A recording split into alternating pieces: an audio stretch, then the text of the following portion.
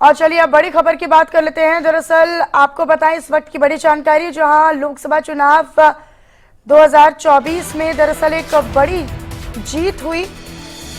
लोकसभा चुनाव 2024 में एनडीए ने हैट्रिक लगाई और इस दौरान बीजेपी मुख्यालय में कार्यक्रम का आयोजन भी किया गया। तो दिल्ली बीजेपी मुख्यालय में आयोजन किया गया। पीएम मोदी का भव्य स्वागत इस दौरान किया गया। इस वक्त की बड़ी जानकारी आप तक साझा कर रहे कार्यकर्ताओं का जन सैलाब भी उमड़ा। तो दिल्ली बीजेपी मुख्यालय में कार्यक्रम का आयोजन किया गया। इस दौरान लोगों का और कार्यकर्ताओं का भारी जन सैलाब भी उमड़ता हुआ नजर आया। दरअसल आपको ये बताते चले कि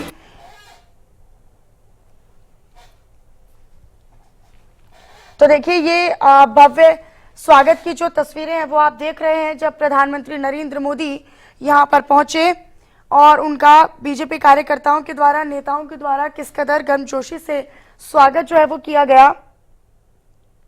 दरअसल कल चुनावी नतीजों के बाद पीएम मोदी जब यहां अपने कार्यकर्ताओं के बीच में संबोधन के लिए पहुंचे थे तो उन्होंने कई महत्वपूर्ण बातों का जिक्र किया अपने संबोधन में।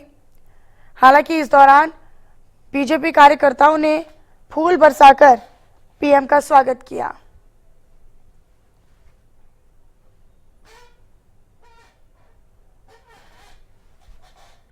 आपको बताएं कि दरअसल दिल्ली में पीएम मोदी ने एक बड़ा बयान दिया इस दौरान, और जब वो यहां पर पहुंचे तो उन्होंने अपने संबोधन में कई बातों का जिक्र किया।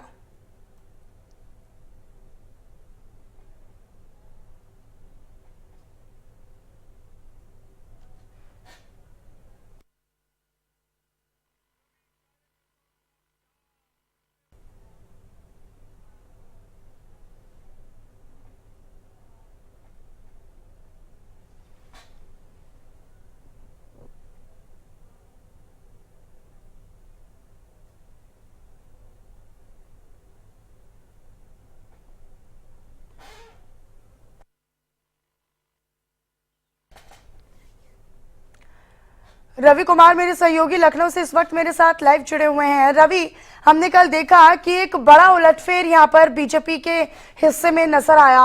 इस दौरान जब प्रधानमंत्री बीजेपी कार्यालय पहुंचे तो उनका गर्मजोशी के साथ स्वागत तो किया गया, लेकिन वो हाव भाव नजर नहीं आया।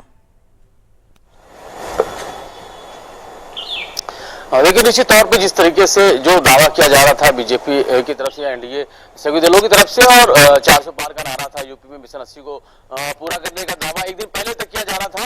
हालांकि एग्जिट पोल के जो सर्वे जो आया था उससे भी पूरा बहुमत मिलता नजर आया था, लेकिन जैसे ही कल सुबह मतगणना शुरू हुई है और जैसे जैसे वक्त गुजरा है, 8 बजे मतगणना है वो शुरू हुई, उसके बाद 9 बजे, 10 बजे और 11 बजे तक तस्वीरें कुछ उलट नजर आई, और जिसके बाद फिर विपक्षी दल है वो कहीं ना कहीं बीजेपी के या सहयोगी दलों के सामने कहीं ना कहीं मजबूत स्थिति में नजर आने लगे। और जैसे जैसे नतीजे शाम होते होते हुए जो बड़े बड़े चेहरे थे, हम अगर बात करें तो कई बड़े चेहरे थे बीजेपी के जो केंद्र सरकार में मंत्री के तौर पे भी थे, उनको एक बड़ी जीत दर्ज करनी थी, लेकिन बावजूद उसके जो सामने के जो प्रतिद्वंदी थे उन्होंने कहीं ना कहीं कड़ी टक्कर दी। और कई ऐसे नाम भी थे जिनको लेकर चर्चा थी, स्मृति ईरानी जो कि अमेठी से चुनाव लड़ रही थी, मेनका गांधी सुल्तानपुर से चुनाव लड़ रही थी, और ऐसे कई सारे ऐसे नाम थे जिनको लेकर चर्चाएं थी। दिनेश लाल निरुवा की बात करें या उसके अलावा भी कई और बड़े नाम थे। हालांकि जब नतीजे आने शुरू हुए तो उसके बाद फिर साफ हुआ कि जो उम्मीद की जाती उम्मीद में वैसा नहीं हुआ है। और सबसे बड़ी बात, अगर खुशी की बात है तो समाजवादी पार्टी के खेमे में खुशी की लहर है, क्योंकि एक बड़ी जीत दर्ज की है। 37 सीटें हैं वो समाजवादी पार्टी को मिली है। और सबसे बड़ी बात यह है कि अखिलेश यादव, डिंपल यादव, ऐसे तमाम ऐसे चेहरे हैं समाजवादी पार्टी के जिन्होंने बड़ी जीत दर्ज की है, और एक मैसेज देने की कोशिश हुई है कि उत्तर प्रदेश में अभी भी जो राजनीति जो चल रही है वो उसमें बदलाव है वो देखने को मिल रहा है। और जो देखने को मिला, और सबसे बड़ी बात ये थी कि राहुल गांधी को लेकर अमेठी और रायबरेली की सीट को लेकर जरूर सबकी निगाहें थी, और उसमें भी एक बड़ी जीत दर्ज की गई है। तो ये अपने आप में एक संदेश था। लोगों ने जिस तरीके से जो वोट किया और राहुल गांधी की तो ऐतिहासिक जीत रही, लेकिन ऐसे में एक बड़ा मंथन का अवसर है और बड़ा ही मंथन का ये विषय हो जाता है बीजेपी के लिए भी, कि इतने दावे वादे करने के बाद, इतनी मेहनत करने के बाद, इतनी मशक्कत करने के बाद, और ये दावे वादे करने के बाद कि हम 80 की 80 लोकसभा सीटें जीतने वाले हैं, लेकिन इस बार 36 से 37 सीटों पर सिमटती हुई बीजेपी नजर आई है यूपी में। लिहाजा अब बैठकों का दौर भी शुरू होगा, अब मंथन का दौर भी शुरू होगा बीजेपी में। बिल्कुल बैठकों का दौर होगा और सबसे बड़ी बात यह है कि अभी समझना होगा कि जो शीर्ष नेतृत्व है, जिन पे कंधे पर जिम्मेदारियां थी अलग अलग लोकसभा सीटों की, जो प्रभारी बनाए गए थे, उन्होंने किस तरीके से जमीन पर काम किया, क्योंकि 10 साल बड़ा वक्त होता है और लगातार 2 बार केंद्र में सरकार रही है और तीसरी बार भी हैट्रिक बनाने जा रही है। तीसरी बार भी बहुमत तो मिला ही है, लेकिन अभी सरकार बनाने का दावा पेश करना है, तो जाहिर है कि अभी थोड़ा सा वक्त जरूर रहेगा। हैट्रिक तो जरूर मिली है, लेकिन सबसे बड़ी बात है प्रधानमंत्री नरेंद्र मोदी का तीसरी बार चेहरे पर चुनाव लड़ा गया। उसके बावजूद अगर हम 14 के चुनाव की बात करें तो पहली बार प्रधानमंत्री नरेंद्र मोदी प्रधानमंत्री के चेहरे के तौर पर सामने आए थे, जिसके बाद एक भरपूर प्यार मिला था और जिसके बाद उनकी पूर्ण बहुमत सरकार बनी थी। 19 के चुनाव में भी कुछ वैसा ही हुआ। और अगर हम बात करें 24 के चुनाव में, तो 24 के चुनाव को लेकर जो बड़े बड़े दावे हो रहे थे, वो दावे पूरे तौर पे साफ जमीन पर नजर नहीं आए। हालांकि कई बड़े चेहरे थे, वो बड़ी जीत दर्ज करते हुए जरूर नजर आए, लेकिन कई ऐसे चेहरे थे जिनसे बहुत सारी उम्मीदें थी, लेकिन वो उम्मीदें पे खरे नहीं उतरे। और विपक्ष की तरफ अगर बात करें तो विपक्ष भी एक मजबूत विपक्ष के तौर पे सामने आया है। तो जाहिर है कि बैठकों का दौर चलेगा और ये भी समझना पड़ेगा कि जो सीटें छूट गई हैं, क्योंकि मिशन 80 को पूरा करने जा रहे थे, अब मिशन 80 से आप आधे से भी कम पे रह गए, तो ये अपने आप में बड़ा सवाल है कि आखिर ये कमी कहाँ बहुत ही रहेगी। बड़ा फैक्टर होता है और ये एक बड़ी बात है बीजेपी के लिए कि जब भी वो कहीं पर खराब प्रदर्शन या उम्मीद से कम प्रदर्शन करते हैं तो वहां पर दुगनी मेहनत वो करते हैं, 4 गुना मेहनत वो करते हैं।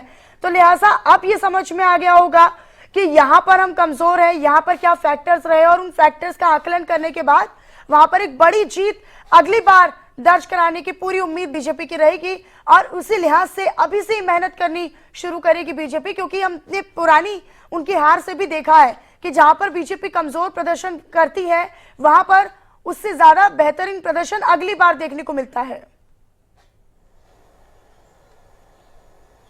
देखिए, निश्चित तौर पे जिस तरीके से ये पूरा जो चुनाव रहा है, वो चुनाव एक बड़ा मैसेज देके जा रहा है, क्योंकि सबसे बड़ी बात यह है कि एनडीए या बीजेपी के सहयोगी दलों की बात करें तो जिस तरीके से एक बड़े परिणाम की तरफ से, यानी बड़ी जीत की दर्ज करने की का जो दावा किया जा रहा था, वो दावा पूरी तरीके से साफ नहीं निकल के आया। 400 पार का दावा किया जा रहा था, लेकिन 300 तक भी नहीं पहुंच पाया, यानी कि 100 प्लस करते करते आप 100 के भी नीचे आ गए। तो यानी कि अपने आप एक बहुत बड़ी बात है, क्योंकि 10 साल आप सरकार में थे, 10 साल आपने काम किया, तमाम सारे विषयों को लेकर आप दावा करते थे, और सबसे बड़ा जो एक दावा था वो अयोध्या के राम मंदिर का था, जिसको लेकर दशकों से इंतजार हो रहा था। बावजूद उसके जनवरी में रामलला, श्री रामलला की प्राण प्रतिष्ठा होती है, भव्य रूप से उसका आयोजन होता है। प्रधानमंत्री नरेंद्र मोदी समेत तमाम सारे बड़े चेहरे उस मौके पर मौजूद रहते थे। अयोध्या का विकास किया गया, काशी का विकास किया गया, तमाम सारे ऐसे मुद्दे हैं पर्यटन के क्षेत्र में जिसको लेकर काम किया गया, लेकिन उसके बावजूद भी जो परिणाम सामने आए वो बताते हैं कि जो शायद जनता को जो उम्मीदें थी वो उम्मीदें पूरी जहां पर बीजेपी ने सोचा कि इन मुद्दों को लेकर हम एक माहौल बना सकते हैं, लेकिन उन मुद्दों को जनता ने नहीं स्वीकारा कहीं ना कहीं, और ऐसे में जमीनी मुद्दों को लेकर या फिर एक बदलाव का